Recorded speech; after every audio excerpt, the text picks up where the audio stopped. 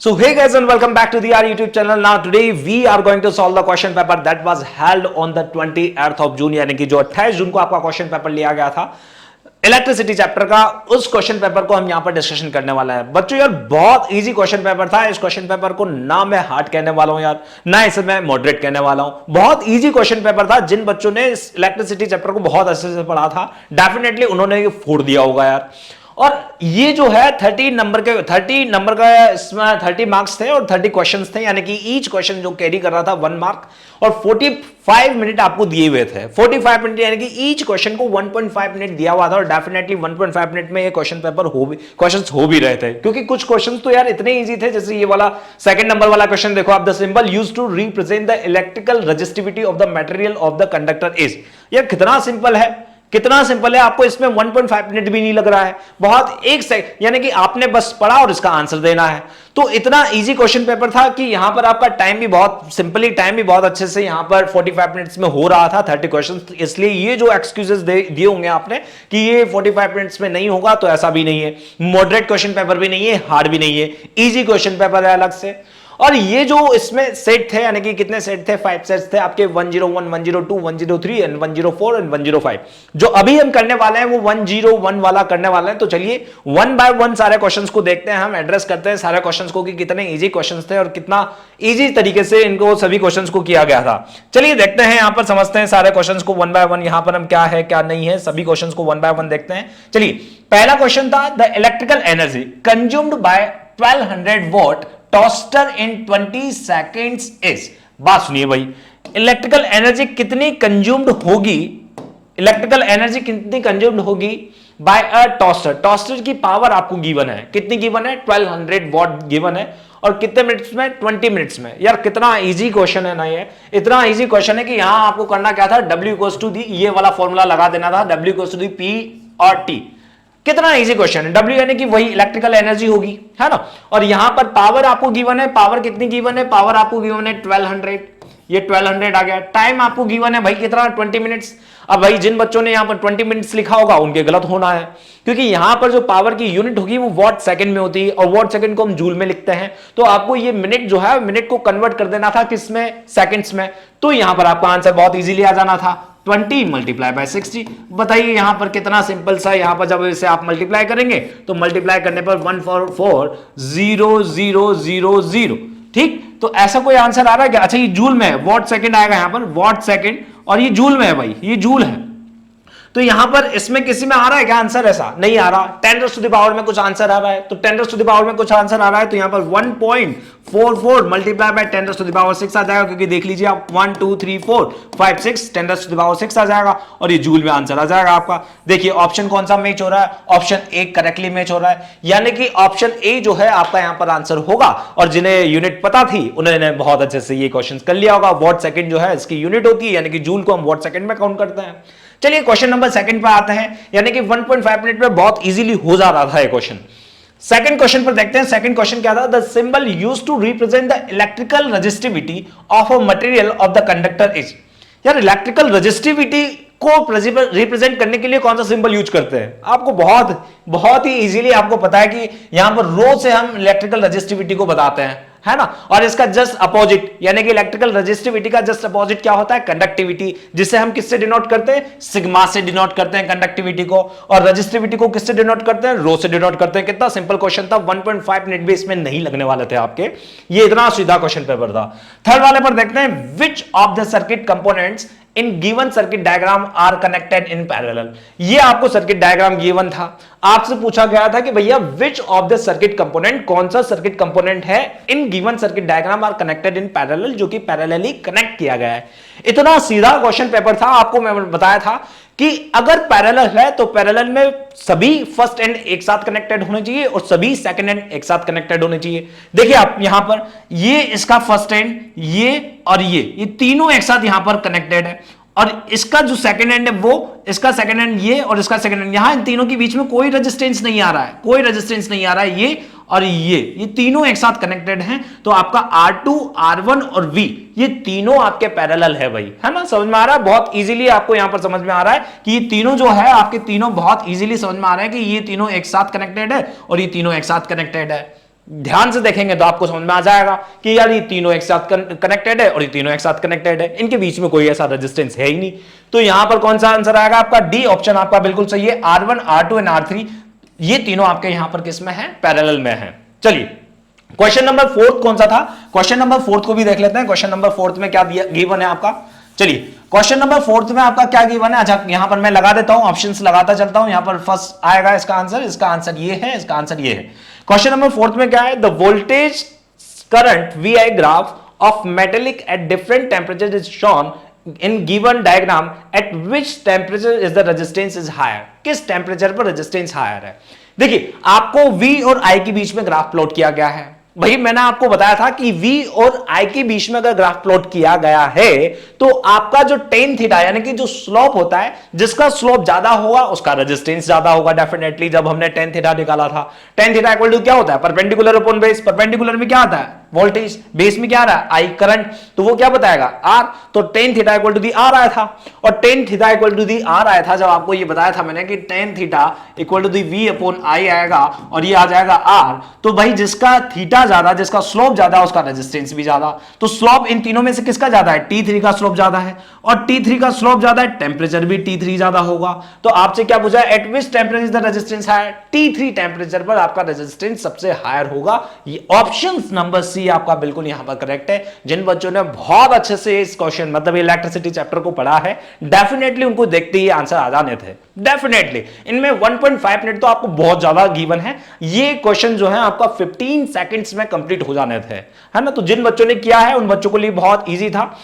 Question number 5 था, इसमें थोड़ा सा नहीं, ये है तो इजी, पर कुछ बच्चों को लगा होगा कि यार ये हार्ड है क्योंकि इसकी लैंग्वेज इस तरीके से थी। तो लैंग्वेज में कोई ऐसा डिफिकल्ट नहीं है, पर बाकी आपको बहुत अच्छे से मैंने पढ़ाया भी था। In the circuit diagram shown the two resistance wires A and B are of same area. अच्छा दो रेजिस्टेंस वायर है A और ये एक B वाला, दोनों के एरिया क्या है? सेम है, ठीक। क्रॉस सेक्शनल एरिया सेम है, मतलब सेम मटेरियल के, यानी कि दोनों की रेजिस्टिविटी भी सेम है। But A is longer than B। यहां पर क्या है? आपका A वाला जो वायर है, ये A वाला वायर लॉन्गर है किसके? B के। अब आपको मैंने बताया था यार कि यहां पर जो रेजिस्टेंस होता है, रेजिस्टेंस R, वो डायरेक्टली प्रोपोर्शनल होता है रो L अपॉन A के।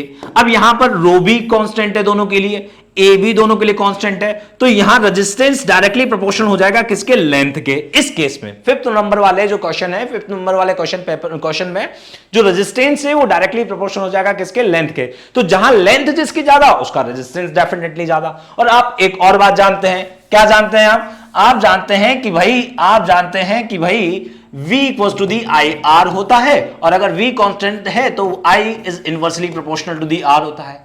अगर R बढ़ेगा तो करंट आपका कम होगा।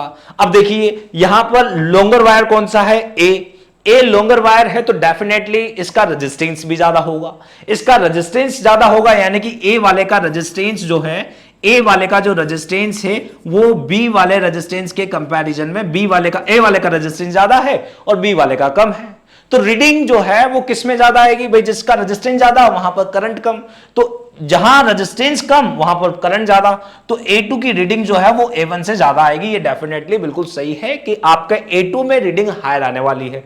तो देखिए दो ऑप्शन तो आप वैसे ही काट दीजिए, ये B वाला ऑप्शन काट दीजिए और ये D वाला एलिमिनेट कर दीजिए। दो ऑप्शन होना कौन सा सही है? या तो A सही है या C सही है।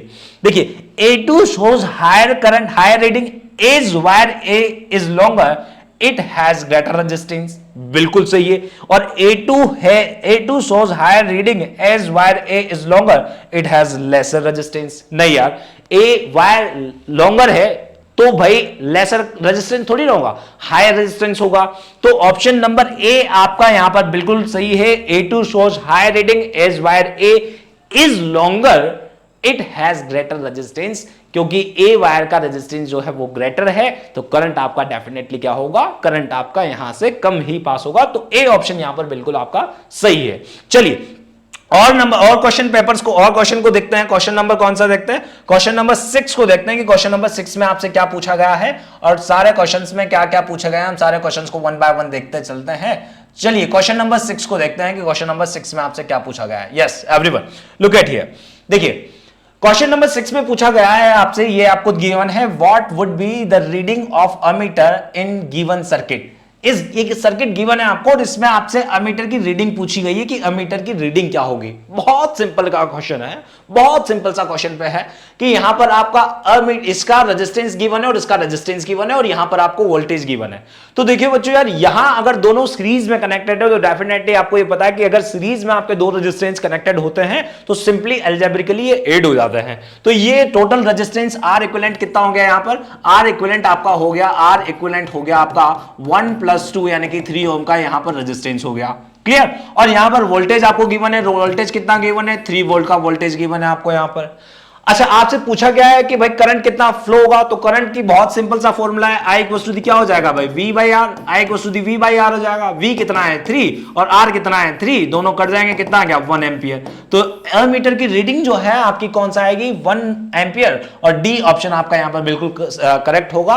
एमीटर की जो रीडिंग है वो कितनी होगी, 1 एम्पियर। ना क्वेश्चन नंबर 7 पर चलते हैं, है ना।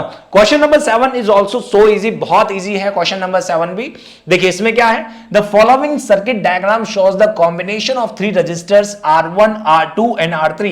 Find the total resistance of the circuit. देखिए इसमें थोड़ी सी एक मिस प्रिंटिंग है यार, इसमें मिस प्रिंटिंग हुई है क्वेश्चन में कि यहां पर आपको 4 ओम लिख दिया है, जबकि 4 ओम कुछ नहीं, ये सिर्फ आई है भैया, है ना। तो इसे आप करेक्ट कर लीजिए। अगर जिसका ये यहां पर 4 ओम है ये करेक्ट, ये गलत है, यहां पर आप आई कर लीजिए भाई, है ना, आई कर लीजिए। करंट जा रहा है, मतलब करंट की डायरेक्शन शो की हुई है, यहां पर गलती से 4 ओम लिख दिया है। चलिए, the following circuit diagram shows the combination of three resistors R1, R2 and R3. Find the total resistance of circuit. Circuit का टोटल रेजिस्टेंस आपको फाइंड आउट करना है। ये दोनों जो रेजिस्टेंस है आपके पैरेलल में है और ये वाला जो रेजिस्टेंस है आपका इन दोनों के सीरीज में है। तो फर्स्ट ऑफ ऑल आपको ये दोनों जो है वो सॉल्व करना है। तो ये दोनों कितने होंगे, 1/3 प्लस 1/6। यहां ले देंगे आप क्या, एलसीएम। एलसीएम कितना आएगा भाई, 6। तो कितना आ जाएगा भाई, 2 प्लस 1/6 आ जाएगा, तो 3/6 हो जाएगा। और ये कट करेंगे तो 1/2 आ जाएगा। 1/2 1/R इक्विवेलेंट होगा। तो आप इसे वापस से R इक्विवेलेंट पे कन्वर्ट करेंगे तो ये आ जाएगा आपका 2। ये आ जाएगा आपका कितना, 2। यहां से आपका ये जो रेजिस्टेंस होगा आपका कितना हो जाएगा, 2 ओम का रेजिस्टेंस हो जाएगा, बिकॉज 1/2 तो आप पैरेलल में है, तो पैरेलल में तो 1/R इक्विवेलेंट होता है। R इक्विवेलेंट कितना हो जाएगा, इसका जस्ट वाइस वर्सा कर दीजिए, उल्टा कर दीजिए, तो 2 ओम हो जाएगा। 2 ओम एंड 4 ओम। अब ये दोनों किस में आ गए हैं, ये दोनों आपके सीरीज में आ गए हैं। 4 ओम और 2 ओम दोनों आपके सीरीज में आ गए, तो दोनों को क्या कर दीजिए, आप ऐड कर दीजिए सिंपली। तो सिंपली जब आप ऐड करेंगे तो 4 प्लस 2, तो ये कितना हो जाएगा भाई, 6 ओम हो जाएगा। और आपसे पूछा गया है total resistance of the circuit, so B option आपका यहां पर बिल्कुल करेक्ट होगा। बी ऑप्शन यहां पर आंसर है आपका। जिन्होंने ये किया होगा बहुत सिंपल था, डेफिनेटली इसको वन जो नंबर था इसका वो बिल्कुल फ्री में मिलने वाला था आपको। चलिए 8 नंबर का क्वेश्चन है, which device would you use to maintain the potential difference between the points of a conductor. कितना इजी क्वेश्चन है यार ये, यार बहुत इजी क्वेश्चन है और आपका एनसीईआरटी का ही क्वेश्चन पेपर है। मैंने आपको एनसीईआरटी के क्वेश्चन पेपर में ही करवाया था ये कि cell a battery maintain to potential difference. Potential difference कौन मेंटेन करता है, सेल। 1.5 इसमें जो टाइम दिया हुआ था आपको वो बहुत ज्यादा टाइम था, इसको जस्ट आपको पढ़ के ही आंसर देना था, यानी कि मैक्स टू मैक्स 10 सेकंड्स में इसका आंसर हो जाना था। आंसर नंबर 10, क्वेश्चन नंबर 9 करते हैं। क्वेश्चन नंबर 9 में दिया हुआ है, in the experiment to verify ohm's law rheostat is used to change. क्या करता है रियोस्टेट, रियोस्टेट करना क्या है, verify to ohm's law। ohm's law को वेरीफाई करने के लिए रियोस्टेट क्या करता है, सर्किट का रेजिस्टेंस चेंज कर देता है। रियोस्टेट क्या करता है, rheostat is a variable resistance. अब वेरिएबल रेजिस्टेंस है तो वेरिएबल रेजिस्टर क्या करता है, पूरे सर्किट का रेजिस्टेंस चेंज कर देता है। रेजिस्टेंस चेंज करता है तो उससे करंट चेंज हो जाता है, करंट की वैल्यू चेंज हो जाती है ना। और हम याद है हमने ये क्वेश्चन किया भी था, प्रैक्टिकल लैब में भी किया था। तो यहां पर ऑप्शन नंबर कौन सा करेक्ट है आपका, रेजिस्टेंस ऑफ द रजिस्टर, नहीं, resistance of the circuit. Circuit का रेजिस्टेंस चेंज कर देता है पूरे का, है ना। वेरिएबल रेजिस्टेंस होता है रियोस्टेट, तो सर्किट का रेजिस्टेंस चेंज कर देता है आपका कौन सा, रियोस्टेट। क्वेश्चन नंबर 10 पर चलता है। क्वेश्चन नंबर 10 में क्या पूछा गया है, a complete circuit is left on for several minutes. कुछ मिनट्स, बहुत सारे मिनट्स के लिए कंप्लीट जो सर्किट है उसको चालू छोड़ दिया जाता है, ऑन छोड़ दिया जाता है, causing the connecting copper wire to become hot, और जिससे कॉपर वायर क्या हो जाता है, हॉट हो जाता है, गर्म हो जाता है। ऑब्वियस सी बात है कि जब इलेक्ट्रॉन जो है कॉन्टिन्यूसली फ्लो होते रहेंगे, तो इलेक्ट्रॉन कॉन्टिन्यूसली फ्लो होते रहेंगे, तो आफ्टर सम टाइम्स आप देखेंगे कि वो वायर जो है आपका गर्म हो जाएगा, बिकॉज ऑफ कॉलिजन की वजह से इलेक्ट्रिकल हीट एनर्जी प्रोड्यूस होती है। As the temperature of the wire increases the electrical resistance of the wire, जैसे आपका टेम्परेचर इंक्रीज होगा तो डेफिनेटली आपको पता है यार कि जैसे ही आप टेम्परेचर इंक्रीज करते हैं आपका रेजिस्टेंस जो है वो इंक्रीज हो जाता है।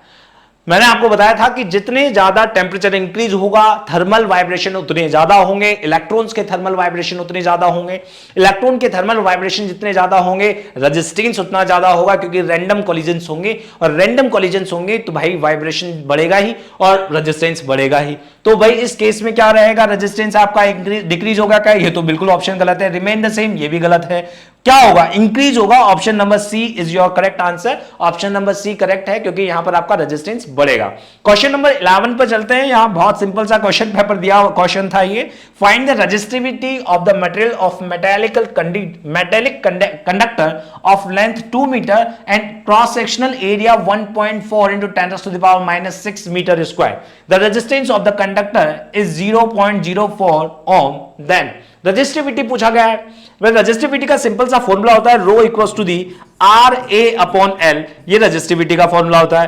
रो आर आपको गिवन है, ए आपको गिवन है और एल आपको गिवन है, सभी वैल्यूज आपको गिवन है। आर कितना है 0.04, ए कितना है 1.4 मल्टीप्लाई बाय 10⁻⁻6 एंड और लेंथ कितनी गिवन है, लेंथ भी आपको गिवन है 2 मीटर की। अच्छा सबसे बड़ी बात है कि सब मीटर में ही है तो कोई दिक्कत नहीं है, तो आपका डायरेक्टली सिंपल, अब इसके ज्यादा सॉल्व मत करना। कुछ बच्चों ने ऑप्शन बिना देखे हुए ही कुछ बच्चों ने ये क्वेश्चन को सॉल्व करने बैठ गए होंगे, पर भाई आप जब भी क्वेश्चन करें, क्वेश्चन करने से पहले ऑप्शन को भी जरूर देखें, है ना, ऑप्शन को भी एलिमिनेट करने की कोशिश करें, ऑप्शन देखें कि कहां तक ये क्वेश्चन जो है करना है।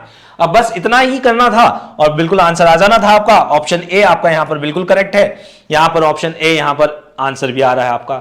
चलिए क्वेश्चन नंबर 12 देखते हैं। 12th में आपका क्वेश्चन नंबर में क्या पूछा गया है, इन इलेक्ट्रिकल मोटर, एक इलेक्ट्रिकल मोटर है भाई, है ना, बात सुनिए।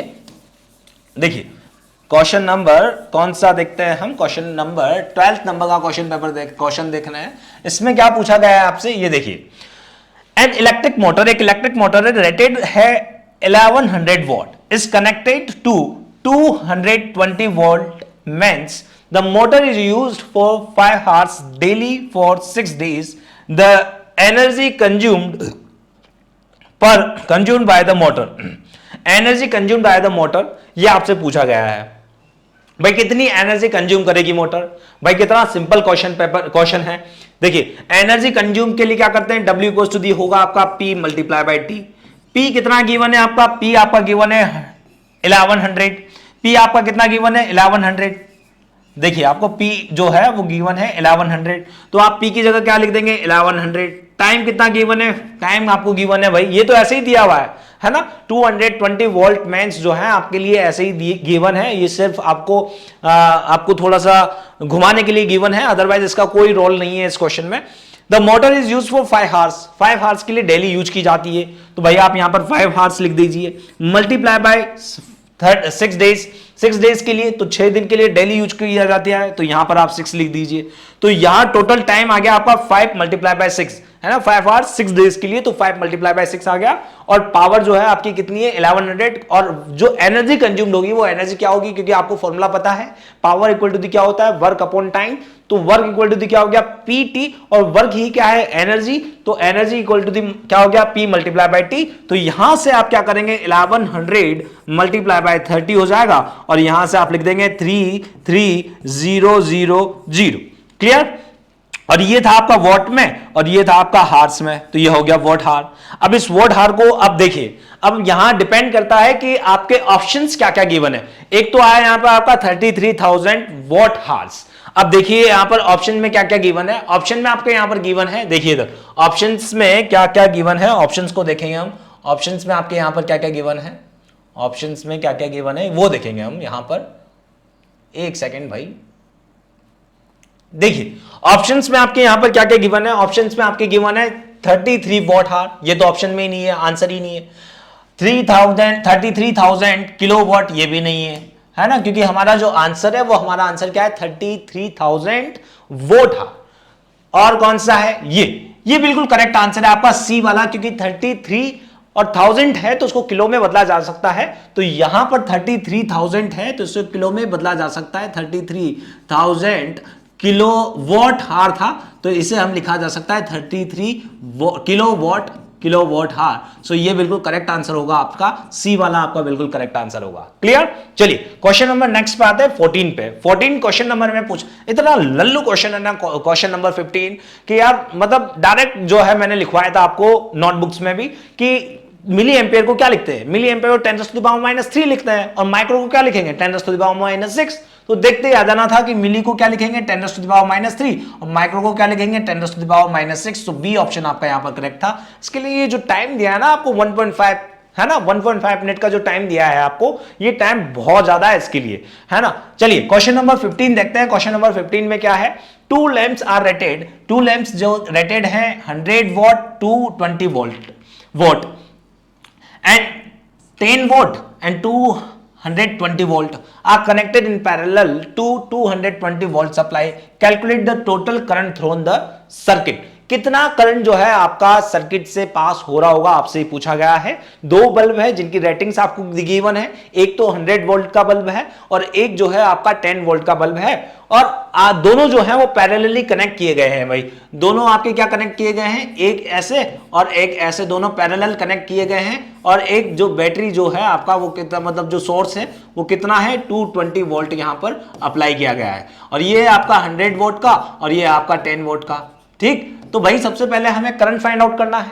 करंट कितना ड्रोन होगा इस बैटरी से या व्हाटएवर जो इलेक्ट्रिक सोर्स है इससे कितना करंट ड्रोन होगा, तो इसके लिए क्या करना है, सबसे पहले आपको यहां पर आई फाइंड आउट करना है। तो यहां पर I1 कितना होगा, जब देखिए इधर यहां से जब करंट जाता है तो करंट अगर पैरेलली जा रहा है तो यहां पर I1 करंट जाएगा और यहां पर I2 करंट जाएगा। तो हम कैसे निकालेंगे, हम जानते हैं कि P इक्वल टू दी क्या होता है, P इक्वल टू दी होता है VI। तो यहां से I1 इक्वल टू दी हो जाएगा क्या, P अपॉन V।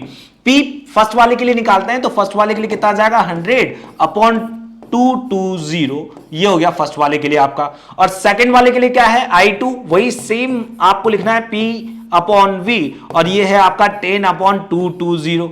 अब जो टोटल करंट होगा वो करंट होगा I equal to the I1। जब आप जानते हैं कि जब हम दो जो रेजिस्टेंस है जिन्हें पैरेलल में कनेक्ट करते हैं तो करंट जो है सीरीज में तो इक्वल करंट जाता है, पर पैरेलल में जो करंट है वो डिवाइड हो जाता है। तो यहां से जो करंट जाएगा आपका, ये करंट जो जा रहा है आपका I, ये यहां जाकर I1 और I2 ऐसे डिवाइड हो जाएगा। तो जो टोटल करंट होगा वो I इक्वल टू दी क्या हो जाएगा, I equal to the I1 plus I2 हो जाएगा, I2 हो जाएगा। अब दोनों को क्या करते हैं आप, दोनों को जस्ट आप ऐड करते हैं और ऐड करते हैं, आपके यहां पर आंसर आ जाएगा। देखिए इधर I equals to the I2 plus I1 हो जाएगा, या फिर तो यहां से I1 और I2 कितना है 100 अपॉन कितना हो गया 220 प्लस 100 10/220, टेक द एलसीएम 220 और यहां आ जाएगा 100 और प्लस 10 हो जाएगा। क्लियर। तो यहां से कितना आ जाएगा भाई, यहां से आ जाएगा 110/220, यहां से कट हो जाएगा, ये हो जाएगा 1/2 आ जाएगा। तो 1/2 इक्वल टू दी कितना हो जाएगा 0.5 एम्पियर। तो आपका जो करंट ड्रोन हो रहा है बैटरी से वो कितना होगा 0.5 एम्पियर का करंट ड्रोन होगा। तो ऑप्शन नंबर कौन सा ऑप्शन आपके करेक्ट है, कौन सा ऑप्शन करेक्ट है आपका, option number D is your correct answer. यहां पर आपका डी जो है बिल्कुल करेक्ट आंसर है, डी में यहां पर आपका आंसर मिल रहा है।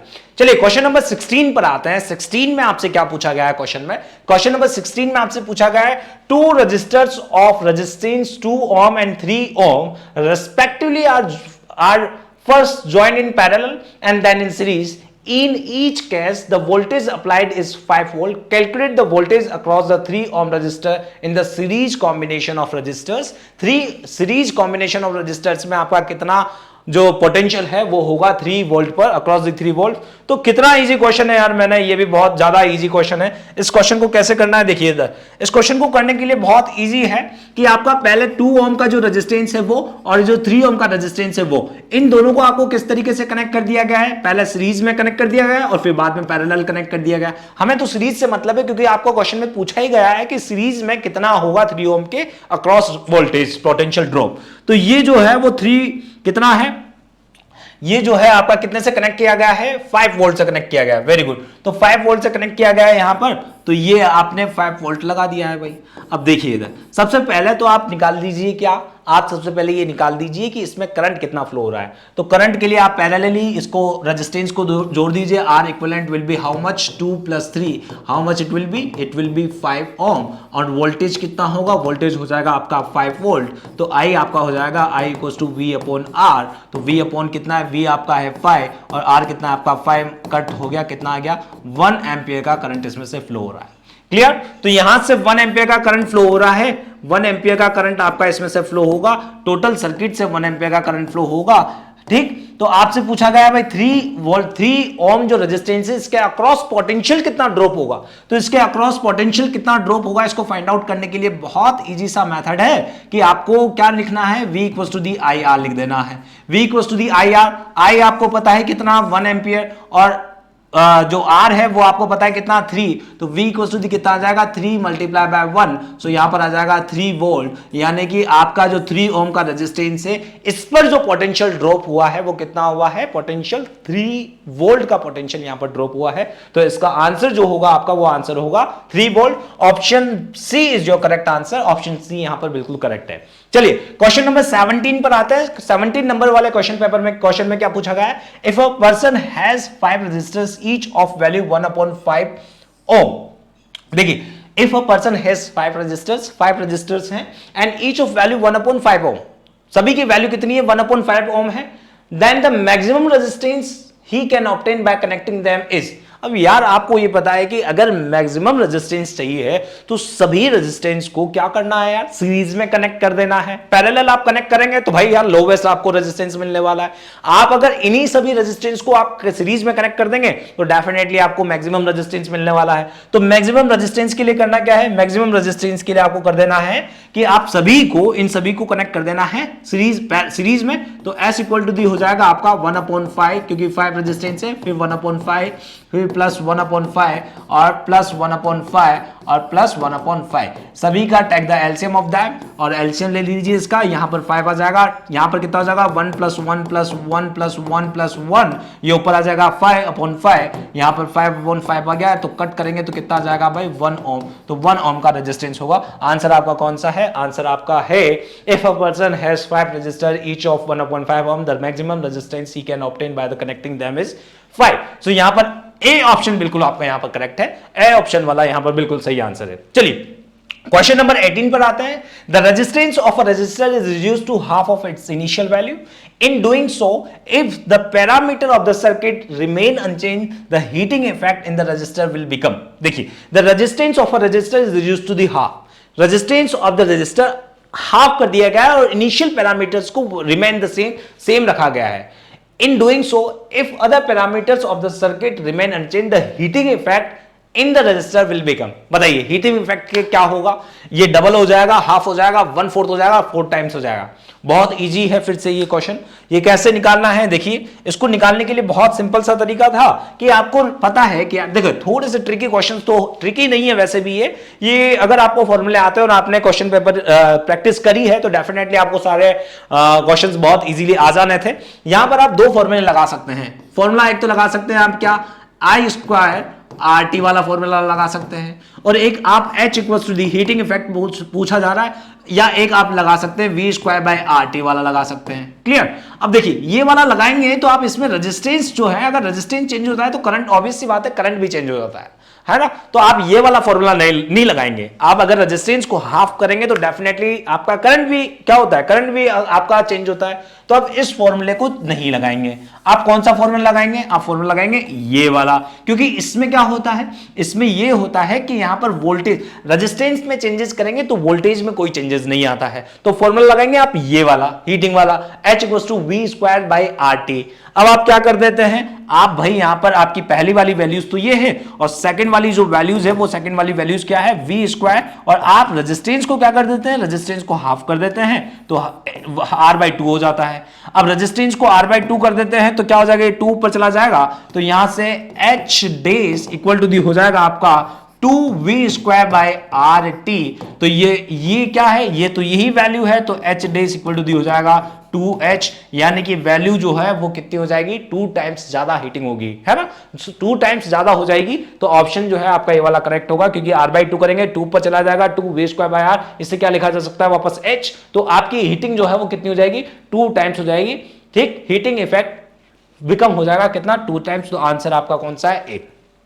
चलिए क्वेश्चन नंबर 19 पर आता है। An electric bulb is rated 200 what और 200 volt 100 what, what is its resistance. Resistance क्या होगा, बिल्कुल बहुत इजी, वापस से बहुत इजी क्वेश्चन, इतना इजी क्वेश्चन है ना भाई। 19 नंबर का क्वेश्चन जो है, आपको वॉट दिया हुआ है। अब वॉट दिया हुआ है तो कैसे निकालेंगे, देखिए इधर कैसे निकालेंगे, बहुत इजीली हम यहां पर सारा क्वेश्चंस कर देंगे, सारे क्वेश्चंस को कर देंगे। देखिए इधर 19 नंबर का क्वेश्चन में क्या है, an electric bulb is rated eight 200 volt 100 what. तो यहां पर वॉट आपको गिवन है कितना, 100 वॉट। ठीक, यानी कि पावर आपको गिवन है, पावर आपको गिवन है कितनी, पावर आपको 100 वॉट गिवन है पावर। और V आपको गिवन है, V कितना गिवन है आपको, यहां पर V आपको गिवन है 200 वोल्ट। अच्छा, आपसे पूछा गया है, आपसे पूछा गया है कि R बताइए, रेजिस्टेंस बताइए। तो रेजिस्टेंस को बताने के लिए सबसे पहले तो हम जानते हैं क्या, हम जानते हैं P इक्वल्स टू दी होता है, P इक्वल्स टू दी होता है, sorry P equals to the होता है v²/r, ये होता है P equals to the v²/r। आपको करना क्या है, बस सिंपल सा लिख देना है, P कितना है 100 और V कितना है भाई 200 मल्टीप्लाई बाय 200 और अपॉन में आ जाएगा R, तो R इक्वल टू दी हो जाएगा 400 ohm, R equal to the हो जाएगा 400 ohm. So option number D is your correct answer. Option D यहां पर आपका करेक्ट आंसर है। कितना सीधा है, पावर का फॉर्मूला होता है v²/r और यहां पर R आपको फाइंड आउट करना है, P आपको गिवन है, V आपको गिवन है। सिंपल से क्वेश्चन में मतलब कि फॉर्मूले पे आपको वैल्यूज पुट करनी थी और आंसर आपका आ जाना था। क्वेश्चन नंबर 20 पर चलते हैं। 20 क्वेश्चन नंबर में आपसे क्या पूछा गया है, an electric bulb is rated eight 200 what 100 volt, the calculation of energy consumed by three such bulbs if they glow continuously for 10 hours for complete month of November is, क्या option होगा इसका। देखिए दोबारा से पढ़िए क्वेश्चन को।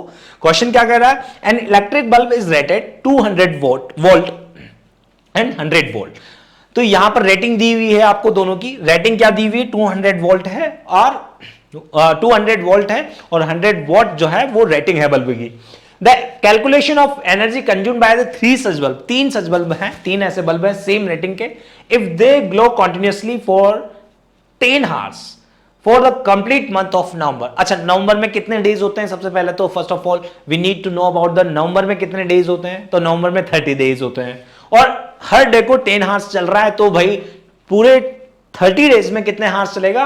तो total time की कैलकुलेशन कर लेते हैं। पहले तो टाइम की कैलकुलेशन कैसे करेंगे, टाइम जो है कितना टाइम तक चलाइए, तो टाइम इक्वल टू दी हो गया आपका कितना, 10 हार्स डेली और 30 डेज तक। तो यानी कि आपका जो टाइम है वो कितना हो गया, 300 हार्स हो गया। ठीक, 300 हार्स चला।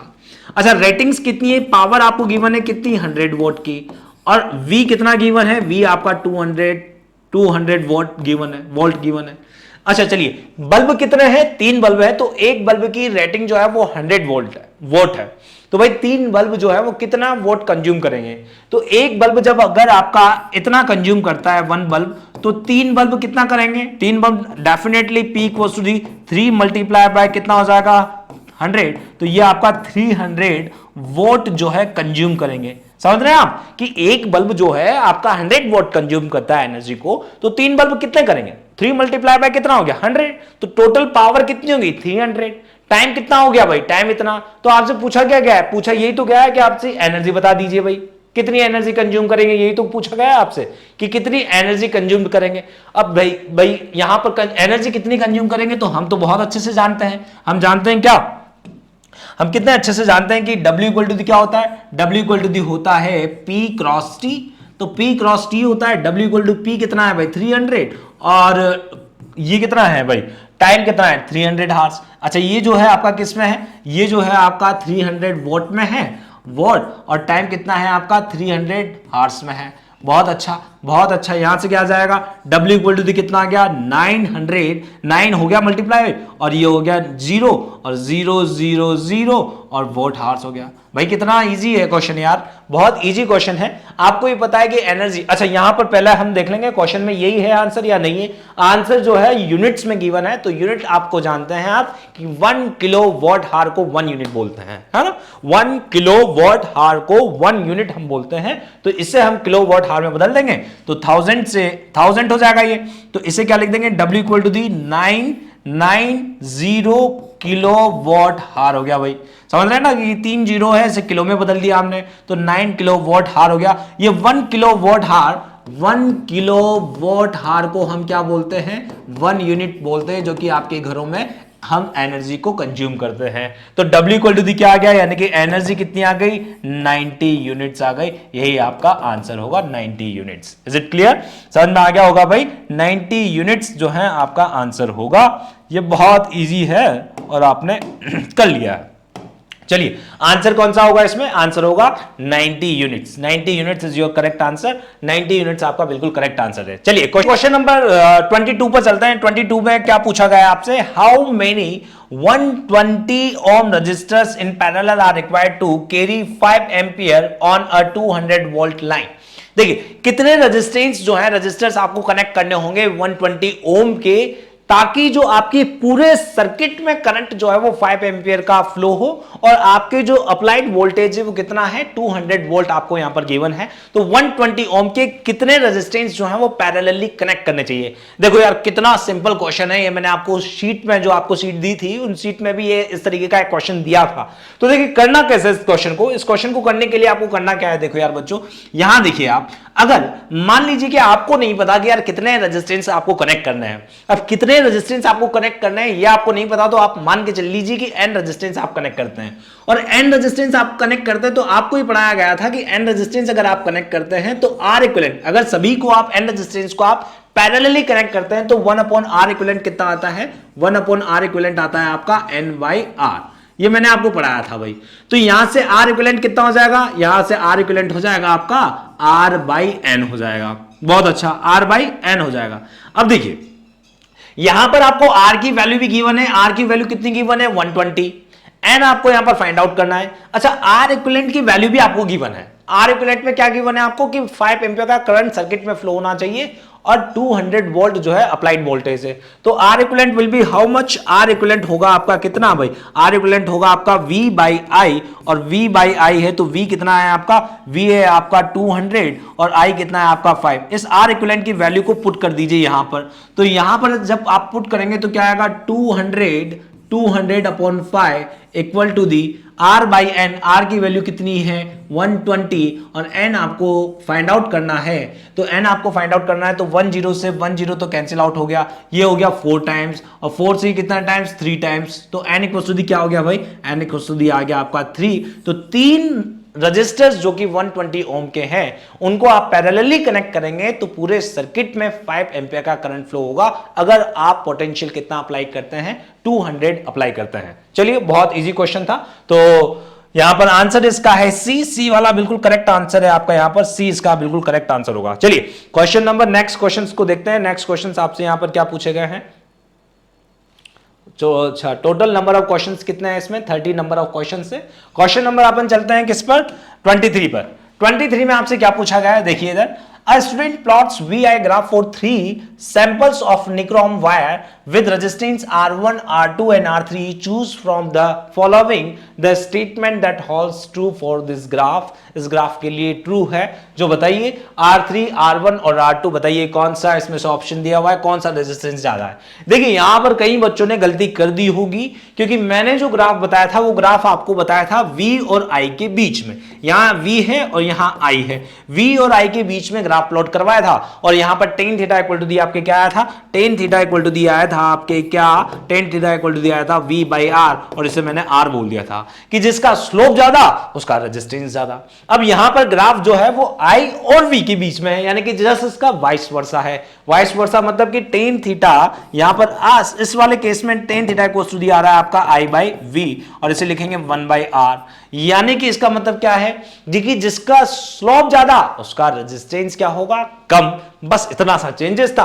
तो स्लोप किसका ज्यादा है, यहां पर R3 का ज्यादा है, तो इसका रेजिस्टेंस यहां पर क्या होगा, कम होगा। तो यहां पर R3 का रेजिस्टेंस आपका क्या होगा, कम होगा, और R3 का रेजिस्टेंस सबसे कम होगा, फिर R2 का होगा, और R1 का सबसे ज्यादा रेजिस्टेंस होगा। तो R2 का सबसे ज्यादा resistance, then R1, then R3। तो ऑप्शन नंबर डी आपका यहां पर बिल्कुल करेक्ट है, क्योंकि स्लोप का जस्ट वाइस वर्सा हो गया, ये 1/R वाला केस हो गया। तो जिसका स्लोप ज्यादा उसका रेजिस्टेंस कम हो गया, क्योंकि यहां पर ग्राफ जो है वो I और V के बीच में है। तो option number D is your correct answer. Now move to the question number 24। 24 में क्या पूछा गया था, at the time of short circuit the electric current in the circuit. Short circuit के टाइम क्या होता है भाई, तो देखिए शॉर्ट सर्किट के टाइम होता क्या है, आप ये जानते हैं कि जैसे मान लीजिए कि इस तरीके से आपका एक रेजिस्टेंस ये वायर ये वहां से इस तरीके से कनेक्टेड है, ठीक। अब आप जब यहां पर एक कोई इलेक्ट्रिक सोर्स लगा देते हैं और भाई ये रेजिस्टेंस है, देखिए जब करंट आपका इस तरीके से जा रहा है तो भाई कुछ रेजिस्टेंस है। अब कुछ रेजिस्टेंस है तो सर्किट में करंट की वैल्यू कुछ फ्लो हो रही है, चल रही है। अब शॉर्ट सर्किट का मतलब क्या होता है कि करंट यहां ना जाके डायरेक्ट एक ऐसा पाथ चूज कर लेता है जहां पर रेजिस्टेंस बिल्कुल जीरो हो गया है। रेजिस्टेंस बिल्कुल जीरो हो गया है तो उस केस में आपका करंट जो है वो डायरेक्ट इस पाथ से फॉलो हो जाएगा, जिसे कहते हैं हम क्या, जिसे हम कहते हैं शॉर्ट सर्किट। और भाई यहां पर जैसे ही ऐसा होता है तो जब रेजिस्टेंस की वैल्यू जीरो हो गई तो करंट आपका एकदम से क्या होगा, हाई हो जाएगा, करंट की वैल्यू बहुत ज्यादा बढ़ जाएगी। तो यहां पर ऑप्शन नंबर कौन सा करेक्ट है आपका, very continuously, does not change, increase heavily, ये वाला ऑप्शन डायरेक्ट होगा आपका, इंक्रीज हैवीली। बहुत जल्दी से आपके करंट की वैल्यू चेंज हो जाएगी और फिर फायर हो जाएगा, फायर कैच कर लेगा वो। Option number C is your correct answer. Now move to the question number 25। Two bulbs of 100 watt and 40 watt are connected in series. The current through the 100 watt bulb is 1 ampere. The current through the 40 watt bulb will be कितना होगा। इतना simple सा question है यार ये बच्चों, यार इतना मतलब इसको पढ़ के ही आंसर देना था, यानी कि कोई घुमाया हुआ क्वेश्चन नहीं है, कोई इतना बड़ा क्वेश्चन नहीं है। दो बल्ब है, दोनों बल्ब्स को क्या किया गया है, सीरीज में कनेक्ट किया गया है। दोनों बल्ब्स को सीरीज में कनेक्ट किया गया है। एक बल्ब से जो आपका करंट है वो 1 एम्पियर का फ्लो हो रहा है, तो डेफिनेटली यार सीरीज में जो करंट है वो सेम ही फ्लो होता है। तो सीरीज में अगर 40 वोल्ट से भी उतना ही करंट फ्लो होगा, तो ऑप्शन डी आपका यहां पर करेक्ट आंसर था, क्योंकि ए से आपका 1 एम्पियर का फ्लो हो रहा है, तो डी से भी 40 वोल्ट से भी कितना होगा, 1 एम्पियर ही फ्लो होगा। चलिए क्वेश्चन नंबर 26 पर आते हैं। 26 पर आपसे क्या पूछा गया है, the resistance of a copper rod of length 30 centimetre and having ready 20 centimetre is given by. देखिए यहां पर क्या है, the resistance of a copper rod of length given है L और आपको रेडियस गिवन है तो पाई, यानी कि रेडियस गिवन है उसकी, कॉपर वायर है, कॉपर वायर की रेडियस गिवन है कितनी, 2 सेंटीमीटर रेडियस गिवन है आपको।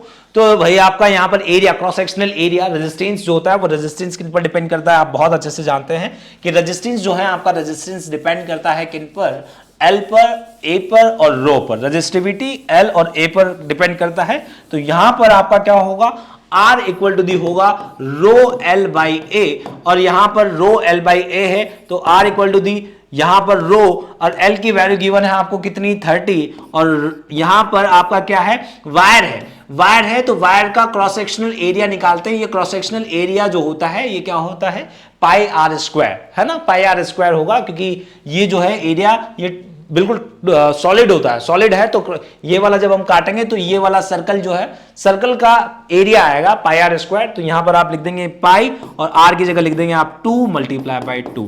तो ऑप्शन कौन सा करेक्ट है आपका, 30 पाई multiply by 2 multiply by 2।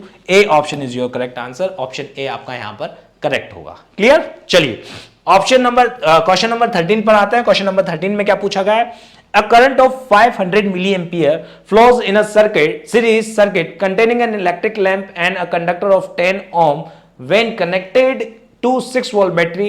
Which of the following is correct for the total resistance of the circuit?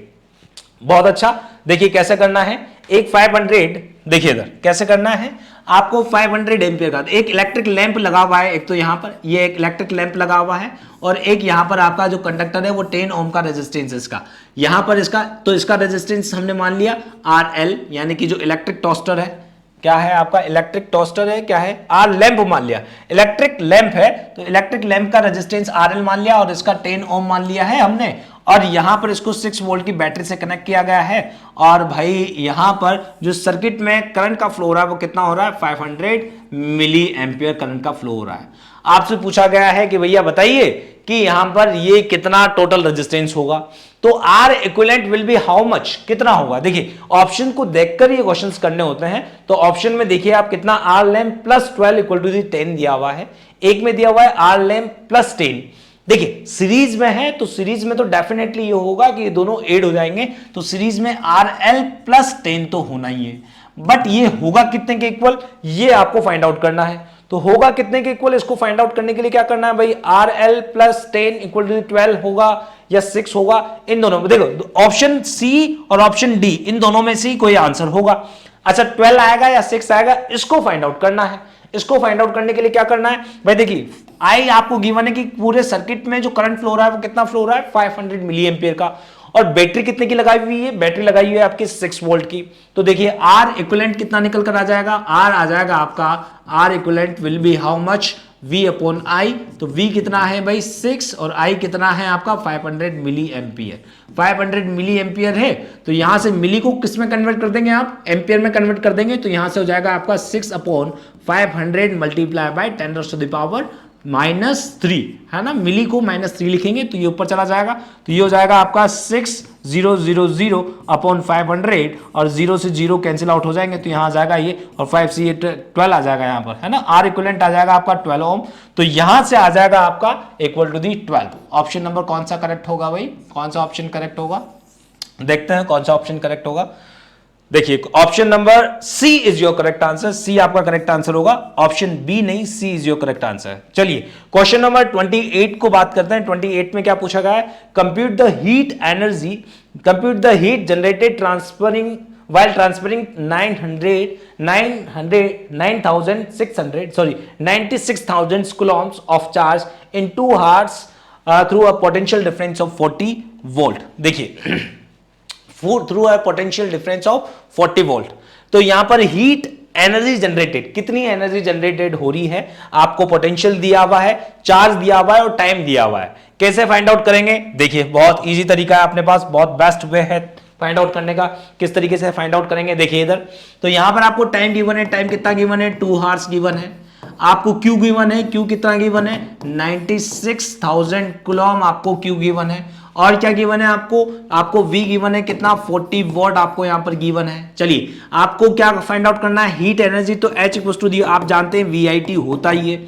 अच्छा I की जगह, क्योंकि हमें I यहां पर गिवन नहीं है, समझ रहे हैं आप, यहां पर हमें I गिवन नहीं है, तो यहां I की जगह हमें क्या लिखना है, I को हम T की फॉर्म, Q की फॉर्म में लिखेंगे।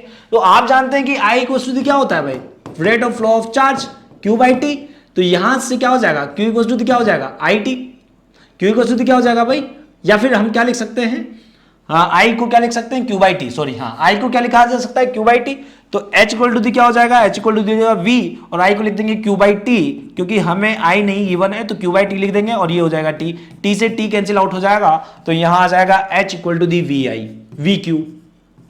V आपको गिवन है, Q आपको गिवन है, V कितना गिवन है 40 और Q कितना गिवन है 96,000। अच्छा आपको सॉल्व करने की पूरी जरूरत है नहीं, क्योंकि आपका ऑप्शन जो है वो ऐसे ही गिवन है। देखिए ऑप्शन आपका ऐसे गिवन है 40 मल्टीप्लाई बाय 96,000, तो आपको सॉल्व करने की जरूरत है नहीं, ऑप्शन आपका ऐसे ही गिवन था, तो आप डायरेक्ट यहां पर आंसर लगा दीजिए, बी टिक कर दीजिए। ये भी बिल्कुल लल्लू क्वेश्चन था, एकदम से आपको इसका आंसर मिलने वाला था, क्वेश्चन ये मतलब इसको आपका नंबर मिलने वाला था, 1 नंबर का हो गया। चलिए मूव करते हैं क्वेश्चन नंबर 29 पर, और सिर्फ एक क्वेश्चन और रिमेनिंग है, उन दोनों क्वेश्चंस को कर लेते हैं। आपके 2 क्वेश्चंस और रिमेनिंग हैं, इन दोनों क्वेश्चंस को भी देख लेते हैं। एक तो है आपका 29 नंबर का क्वेश्चन, इसमें क्या गिवन है आपका, find the resistance of a conductor if electric current flowing through it is, ये है, and when the potential differences across it is 1.4 volt. बहुत इजी क्वेश्चन है, रेजिस्टेंस फाइंड आउट करना है आपको, करंट गिवन है और वोल्टेज गिवन है, वैल्यू पुट करनी है। वैल्यू क्या पुट करेंगे आप, R equals to the V by I, R equals to the V by I होता है, तो R इक्वल्स टू दी क्या हो जाएगा, V की वैल्यू कितनी है, V की वैल्यू है 1.4 और इसकी वैल्यू कितनी है I की 0.35। समझ में आ रहा है, आप इसे कट कर दीजिए तो यहां पर आ जाएगा आपका 0.1, मल्टीप्लाई कर दीजिए तो ये हो जाएगा आपका कितना 14 मल्टीप्लाई बाय 10 अपॉन 35, ठीक है। 7 की टेबल से 2 टाइम्स, 7 की टेबल से 5 टाइम्स, 5 से 2 टाइम्स कितना आ जाएगा आपका, R इक्वल टू दिया जाएगा आपका 4 ओम, R इक्वल टू दिया जाएगा 4 ओम, 4 ओम आ रहा है आपका आंसर। तो आंसर कौन सा सही है आपका यहाँ पर, 4 D option is your correct answer, D आपका बिल्कुल करेक्ट आंसर होगा। चलिए क्वेश्चन नंबर 13 पर आता है। क्वेश्चन नंबर 13 में क्या पूछा गया है, क्वेश्चन नंबर 13 में आपसे पूछा गया है consider the scale of a voltmeter shown in the diagram, what is the list count of the voltmeter, voltmeter का लिस्ट काउंट क्या होगा। देखिए लिस्ट काउंट जब भी हम बात करते हैं तो लिस्ट का मतलब होता है कि सबसे मिनिमम कितना मेजर कर सकता है, उसे ही हम लिस्ट काउंट बोलते हैं। जैसे अगर आपकी स्केल है, आप स्केल में देखेंगे तो ये जैसे स्केल है भाई, है ना, इस स्केल में अगर मान लीजिए 0 से 1 सेंटीमीटर तक है, समझना 0 से कहां तक है, 0 से ये 1 सेंटीमीटर तक है, ये स्केल आपकी कहां तक बनी हुई है, 0 से 1 सेंटीमीटर तक बनी हुई है। आज 0 से 1 सेंटीमीटर को 10 सेगमेंट में डिवाइड किया गया है, इस तरीके से 10 सेगमेंट में डिवाइड किया गया है, 1 2 3 4 5 6 7 8 9 एंड 10 सेगमेंट में डिवाइड किया गया है। अब आप जानते हैं कि यार ये जो स्केल है ये 0 से 1 सेंटीमीटर का है और ये मिनिमम कितना काउंट कर सकता है, बिकॉज आप ये जानते हैं कि एक सेगमेंट की वैल्यू कितनी है, एक सेगमेंट की वैल्यू है कितनी 1 mm, तो 1 mm तक ये काउंट कर सकता है, तो इसका लिस्ट काउंट कितना होगा 1 mm। Same as it is ये स्केल है, देखिए आपको यहां पर 0 गिवन है, यहां 0 गिवन है, यहां पर 1.5 गिवन है और यहां पर 3.0 गिवन है। अच्छा ये 1.5 से 3.0 को कितने सेगमेंट में डिवाइड किया गया है, 10 सेगमेंट में डिवाइड किया गया है। देखो तो 1.5 से कितना 3.0 तक, तो इसके बीच में सेगमेंट कितने सेगमेंट है 10 सेगमेंट से। तो अगर आपको लिस्ट काउंट फाइंड आउट करना है तो लिस्ट काउंट कैसे फाइंड आउट करते हैं, मिनिमम कितना मेजर कर सकता है, तो ये वाली वैल्यू माइनस ये वाली वैल्यू, तो 3.0 माइनस 1.0 अपॉन सेगमेंट कितने हैं 10 सेगमेंट, है ना। तो यहां से कितना आ जाएगा, यहां से आ जाएगा आपका 1.5 upon 10, so it will be how much 0.15 यहां पर आ जाएगा और 0.15 वोल्ट तक ये मिनिमम लिस्ट काउंट है। 0.15 0.15 0.15 0.15 इस तरीके से इस एक सेगमेंट की वैल्यू कितनी है 0.15, तो यहां पर आपका जो आंसर होगा वो आंसर कितना होगा 0.15, यानी कि C option is your correct answer. Least count को इस तरीके से फाइंड आउट करते हैं कि आपके जो सेगमेंट है उस सेगमेंट को, जैसे यहां पर भी देख लीजिए आप, यहां से 0 से 1 तक, 0 से 1 है तो ये कितना है टोटल, ये आपका है टोटल यहां से यहां तक, तो 1 माइनस 0 तो 1 आ जाएगा, 1 माइनस 0 तो 1 आ जाएगा, अपॉन सेगमेंट कितने हैं 10, तो ये कितना हो जाएगा 1/10, और 1/10 कितना होता है भाई, 1/10 होता है 0.1। ठीक, तो ये देखिए आपकी इसकी वैल्यू कितनी आती है, इसकी वैल्यू 0.1 सेंटीमीटर ही आती है। ये छोटा जो एक सेगमेंट है, सेगमेंट की वैल्यू कितनी आती है 0.1, है ना। तो this is called the list count, कि मिनिमम कितना मेजर कर सकता है, तो दिस कॉल भी, ये एक सेगमेंट की वैल्यू कितनी आएगी 0.15। Now this answer is correct. So आपके ये 30 क्वेश्चंस थे। आई थिंक आपको ये सारे क्वेश्चंस बहुत इजी लगे होंगे और बहुत इजी भी थे। जिनकी प्रैक्टिस थी उनको ये बहुत इजी लगे होंगे, जिनकी प्रैक्टिस नहीं थी अब वो प्रैक्टिस कर ले, इस तरीके के क्वेश्चंस पेपर आएंगे और भी हम मॉडल पेपर्स को करेंगे। अभी ये कोड था 101 वाला, मैं नेक्स्ट कोड को भी सॉल्व करूंगा, 102 को भी, 103 को भी, 104 और 105 तक के सभी कोड को मैं सॉल्व करने वाला हूं और आपके कुछ मॉडल टेस्ट पेपर्स को भी यहां पर सॉल्व करने वाला हूं। सभी क्वेश्चंस को हम यहां पर 1 बाय 1 देखने वाला है, तो आपको घबराने की बिल्कुल जरूरत नहीं है। क्वेश्चंस की जितनी ज्यादा प्रैक्टिस होगी आपका ये सारे क्वेश्चंस जो हैं वो अच्छे से आने लगेंगे। होप कि आपके एटलीस्ट इस क्वेश्चन पेपर में, जो ये क्वेश्चन पेपर था 25 तो नंबर आने ही चाहिए, 25 आउट ऑफ 30 तो इसमें आपके मार्क्स आने ही चाहिए, क्योंकि इतना हार्ड क्वेश्चन तो था ही नहीं, बिल्कुल भी हार्ड नहीं था, मॉडरेट भी नहीं था इजी। बट हाँ, हो सकता है कि कुछ बच्चों ने अगर प्रैक्टिस नहीं करी है तो डेफिनेटली उनके कम नंबर आए होंगे, उन्हें थोड़ा सा ये मॉडरेट लेवल का क्वेश्चन पेपर लगा होगा। चलिए, थैंक यू, मिलते हैं नेक्स्ट वीडियो में, तब तक के लिए thank you and bye bye.